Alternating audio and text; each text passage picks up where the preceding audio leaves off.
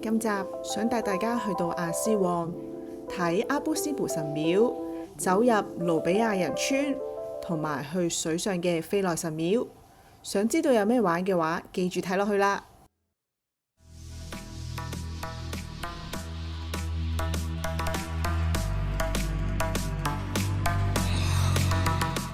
Hello， 大家好，歡迎返到我 channel。上集帶大家去咗盧克索之後，下一站我哋就嚟到亞斯旺。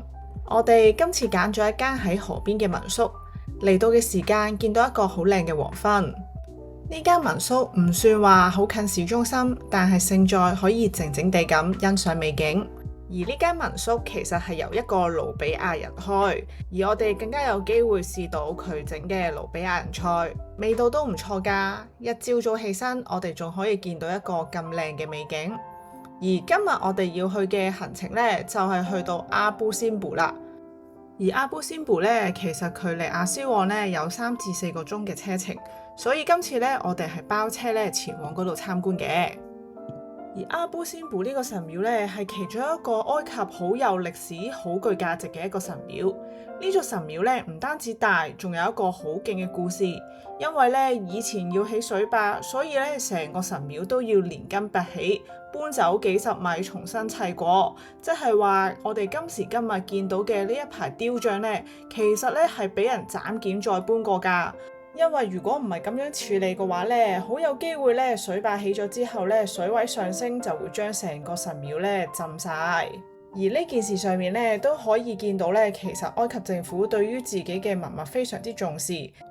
喺阿布仙布嘅神廟裏面都有唔同嘅事蹟呢，係記載住拉美西斯二世呢當時呢點樣呢可以戰勝唔同嘅敵人，同埋佢在位期間嘅一啲偉事。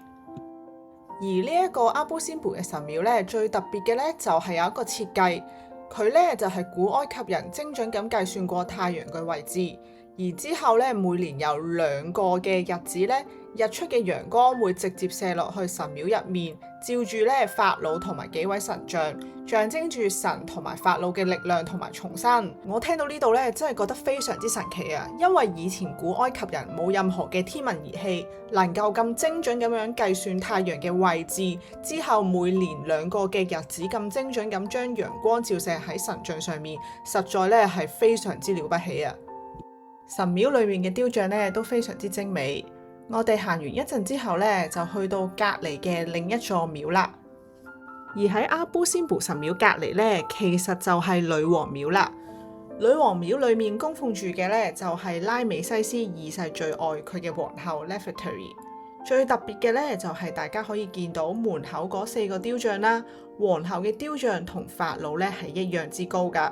咁所以咧，見到咧，其實法老王咧係真係好愛佢嘅皇后，而佢亦都用咗一種古埃及最隆重嘅方式，話晒俾全世界知，佢真係好愛佢嘅皇后。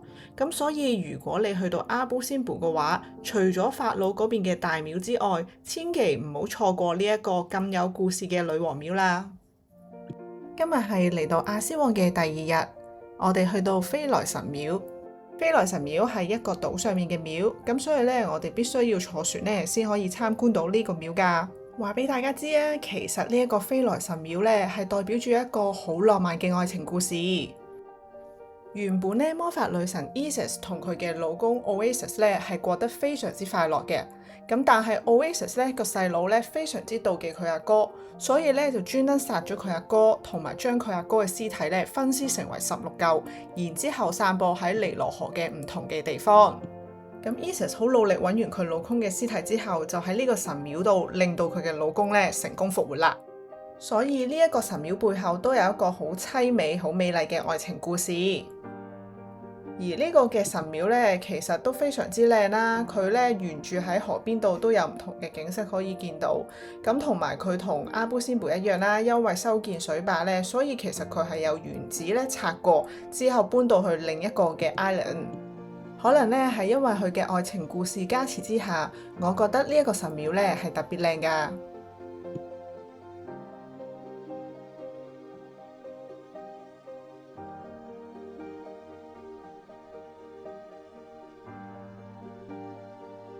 參觀完飛來神廟之後，我哋就搭返船返去我哋嘅住宿位置啦。而搭船嘅途中咧，都見到風景咧非常之靚㗎。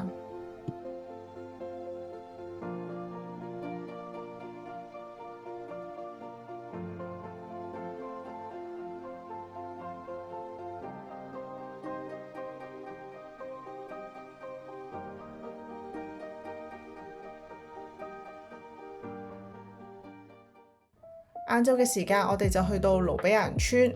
盧比亞人村咧就係位於亞斯旺尼羅河旁嘅另一邊，而大家可以理解成咧，盧比亞人就係埃及嘅一啲嘅少數族裔，佢哋咧有自己嘅文化啦、語言啦同埋建築風格。而呢度好特別嘅咧，就係呢條村咧好色彩繽紛，唔同嘅屋咧都有七彩斑斕嘅顏色，所以咧我覺得都好值得過嚟打下卡，去下唔同嘅餐廳食下嘢，休息一下嘅。